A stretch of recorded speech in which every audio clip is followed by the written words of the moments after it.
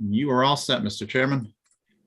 Okay, thank you, James. I want to call to order the Reynolds School Project Building Committee. It is a regular meeting Thursday, February 17th, 2022. It is 5:15. Jeff, could you do the roll call for us, please? Yes, members are asked to signify their presence when their name is called. Mr. Camillo. Yes, here. Ms. Rada. Here. Ms. Drazad.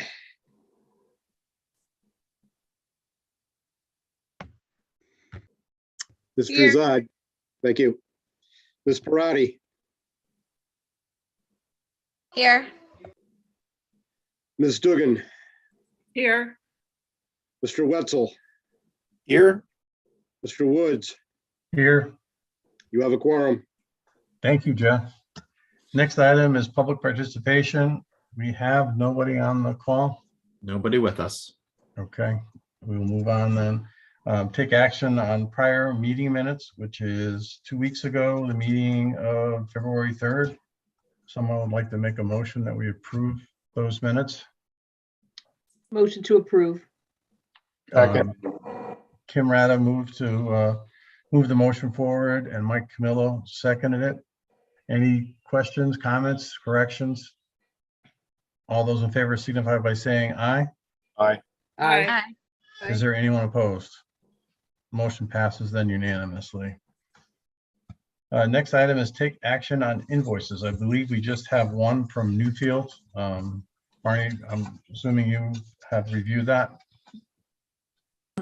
Yes, I have. So it's their fourth application for payment. So I reviewed it. Everything's in order. Amounts billed are consistent with work completed. And I approve it for payment. Okay. So the current amount due is $8,000 less retainage, I believe. Yes. Actually, there That is is no correct. retainage. There is no retainage. So motion to Make the Approve. motion to accept. motion made by Mike Camillo in a second. Second. Second by Amy. Any questions or comments? All those in favor signify by saying aye. Aye. Aye. Is there anyone opposed? Okay, hearing none, the motion passes unanimously. Next item is architect's update. Jennifer. Oh, Good afternoon. so good afternoon.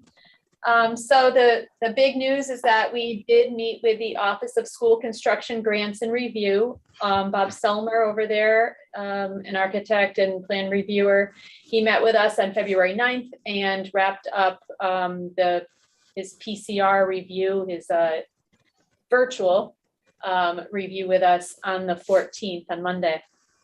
At this point, we've responded to almost all of his comments. The last responses will be going to him tomorrow morning. I know that there are a couple of outstanding things on their side.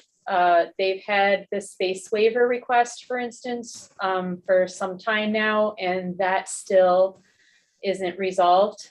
That's the ball's in their court for review.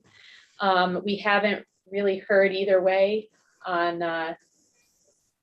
their feelings about that. But it's in their court. And we also have a sole source letter to them as well.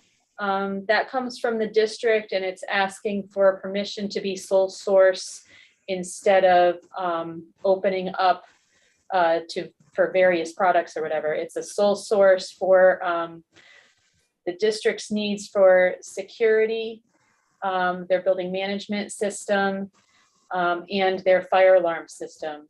Because in order to have these systems work with the other schools in the district and work with the software they already have, they would need these items to be sole source. So that ball's in the state's court for that review as well. And I don't have a status report on that, except that we're waiting to hear. But generally, the meeting went well, and we were able to address the items that they brought up. There was nothing concerning, really. So, I mean, some things, go so far as, oh, there's a misspelling here, and we're able to correct it. And anyway, so that is really what's been going on, is the focus on getting through that review and responding. We are continuing input of the furniture inventory. I may have reported the last time that work has been completed on site, as far as all the review of furniture on site. That part's done and documented, but now we're going through the analysis. So we're still on track. Our goal was to just make sure that we could get this analyzed in advance of receiving bids, so that we know where we're at, and if we had to pull back on anything with furniture, we would be able to do so. And we're just trying to finalize things to get ready to go to bid. Little odds and ends with meeting with the district for phasing, making sure that we have everything in place for temporary work, which is a lot of what Newfield, they might report on this later too. I know they're working really hard on getting everything in place for temporary work and phasing. So we're a part of that process as well. I think that's about it. If there's any Okay, thank questions, you. I'm happy to answer them. Yeah, thank you, Jennifer. I actually had the, I don't know if I want to say pleasure, but I had the opportunity to sit in on that Thursday meeting for the PCR, which went from 9 to 12, broke for an hour, and then went from 1 to 3. I was somewhat surprised by the detail that Bob Solmer got into. It was an extremely thorough review of the entire project. He only had some minor questions on the following Monday, which Jennifer, I believe, met with him, and they've worked everything out, or in the process of working everything out. But it was quite the process.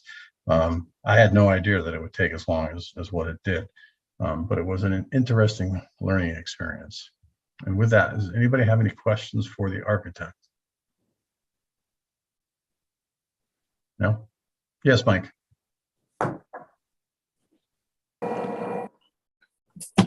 When we originally started talking about this, the kids were going to stay in place, I believe. Yes, And now I'm hearing some scuttlebutt that some of the kids may be moved to different schools. Yeah, Mike, I think all along the kids were going to stay in place except for the early childhood program. I believe that is always going to be relocated. I believe that is the case and has been from the beginning. So the K through 4 will be staying in place. It is just the early childhood program that's being relocated. The funds for that and setting up room for them, parking, etc., that will come out of this budget, correct? Yeah, that's a good question. I don't know. It should. Lou or Maureen, I don't think Maureen is on the call. Yeah, we were told by, I believe, Oh, you are. Marnie, that there is money in the budget for the moving costs. The furniture and everything would be what they have now. They would just move with it. And we had already had a project in place to expand parking at John Patterson. In fact, we've already begun work with the town on that. So the parking lot should be expanded by the fall. So we're in pretty good shape. We've already made a plan about it, and it absolutely has been the plan all the way through to have pre-K move over there. Okay, so the funds for making the parking lot bigger to accept the extra cars and students should come out of this project, not have the town pay for that or your budget pay for that. It was a project that was planned for 2 years, had really nothing to do with the Anna Reynolds project. It just was delayed because there's been limited staffing available to do it. But Lou can speak to how long we've been trying to get this to go forward over at Patterson. Yeah, it's been about 4 years. We've been reviewing different options, and the funding for this particular project will come out of the board CIP account. to do it. And we work with the highway department, town engineering to put it together. Right. I know Tilcon had a problem with COVID. That's why they didn't have enough help to get the roads done in town. It wasn't our side. It was Right. Tilcon's problem. But we keep hearing about that too. So, and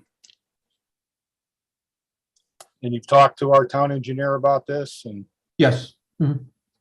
Okay. Right, they're working on the design right now and to finalize it. and we're looking at like a couple $100,000 to do the parking lot. Yeah, it's somewhere in that general vicinity. You know, I have to see what kind of undergrounds we have to adjust to get everything to work. So but that's a pretty good starting point. Okay, thank you. Any other questions? I have no idea how to raise my hand on this Zoom. You could do that, although it should be on the lower screen. If you move your cursor around, it doesn't light up, Danielle. No. Be to the right of share screen. You know, sometimes it's not there on some, I can't explain why it's there. Like I have it on mine right now, but sometimes it's not there. So you must have Mine's been. on the, it's on the participants window for me. Okay. No. See, I don't have it on the participants. Oh, window. now I see it. I have to open up my participants window. Yeah, So I'm raising my hand. go I ahead, have a- Daniel. I have a question. I guess it's for Lou and Maureen. So the board CIP, so this was already approved from last year's budget? Yes, there was some money in there for it. Yeah, we'll have to adjust the money between the projects based on what the final cost estimates are. So this is coming out of that $1.2 million that's left in the CIP? Correct. Okay, any other questions? Next item then is owner's project manager update. Marnie? Thanks, Steve. Let's see, I think Jennifer gave a good update of what's been going on since our last meeting. The PCR meeting occurred as you described as well. And then on Tuesday, I believe it was, Jason Smith did some great presentations, I have to say. One was for the Anna Reynolds staff at, I believe it was around 4 o'clock.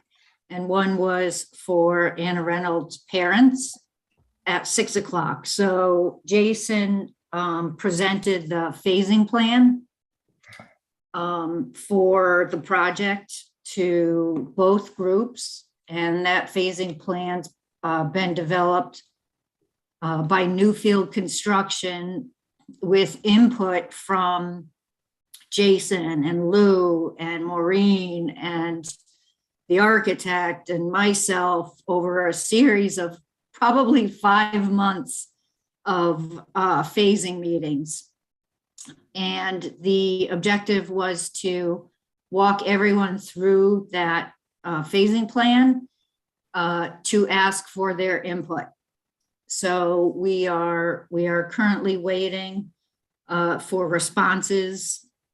Jason's going to compile any questions that the groups may have, and we'll all review those as a group to make sure we're addressing everyone's needs. So, excuse me, we have another phasing meeting in 2 weeks. So whatever input we receive, we'll be able to discuss at that time.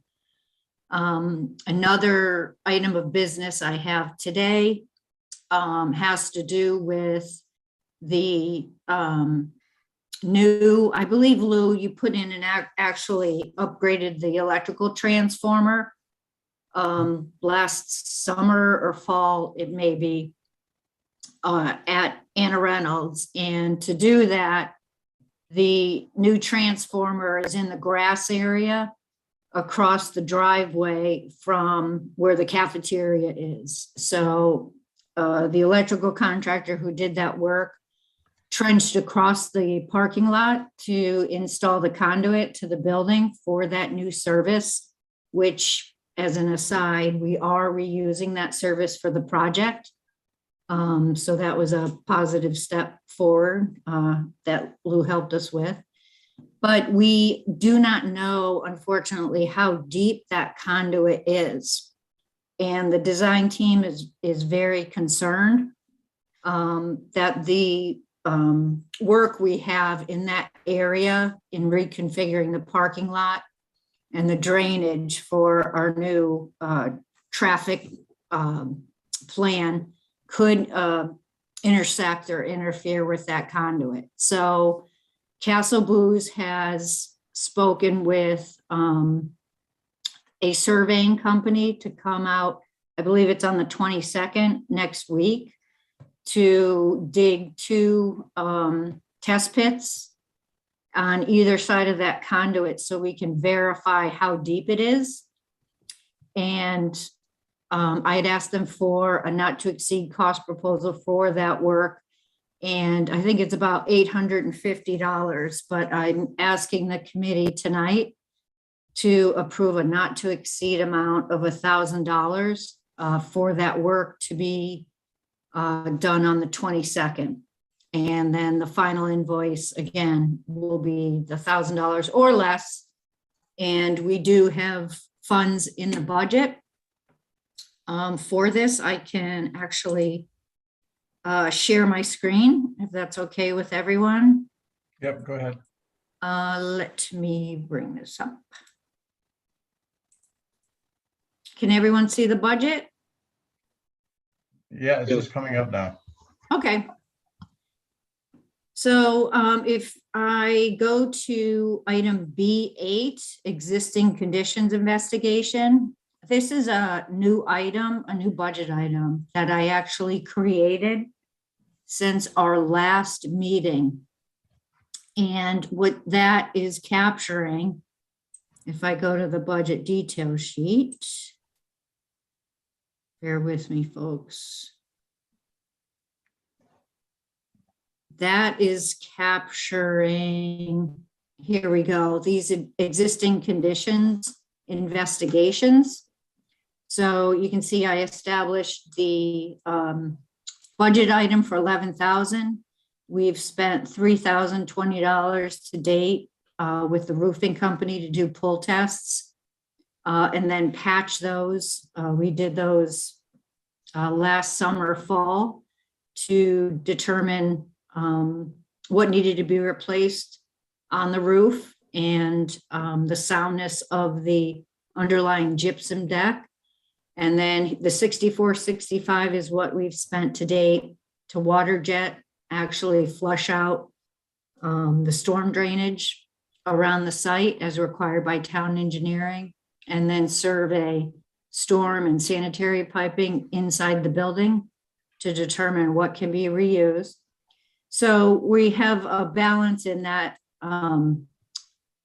category of $1,500. So the not to exceed $1,000 to verify the depth of this electrical conduit will be right in line with the funds we have available there. And that was funded from our owner contingency. And I also then reduced slightly this other cost line item.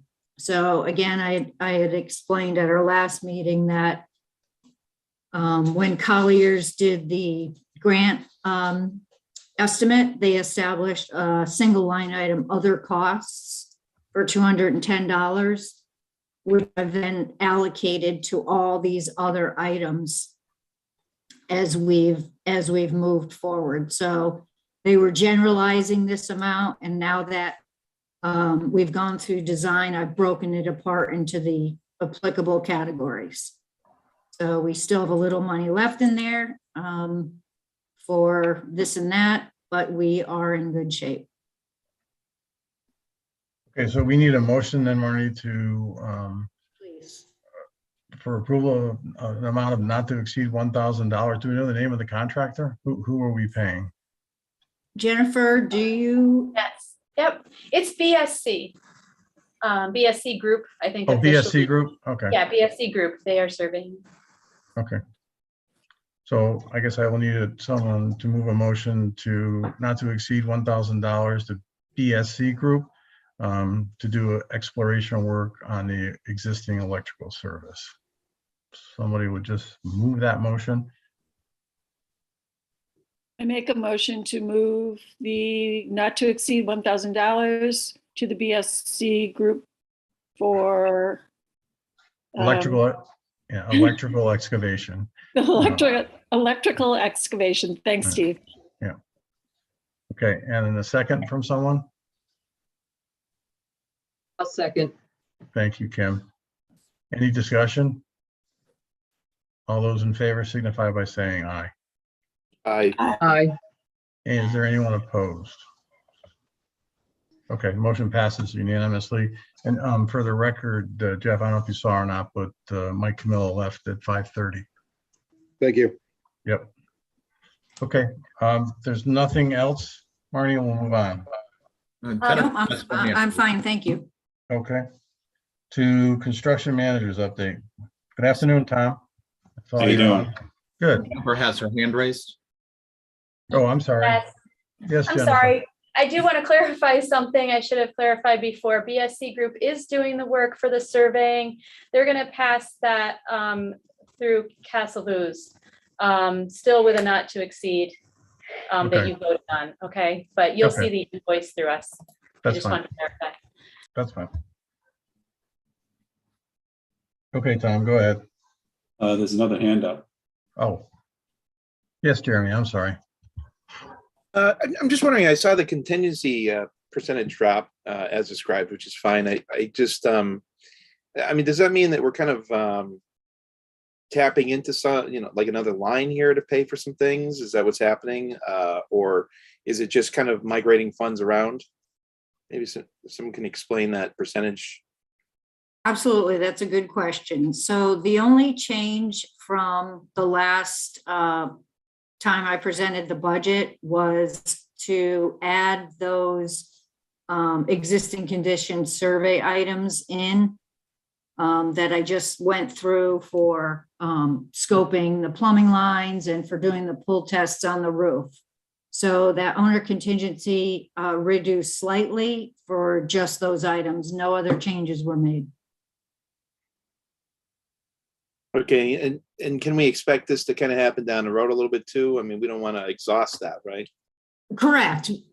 And what happens is there are other line items in the budget that we might not use the full amount. So for example, let me bring this back up briefly.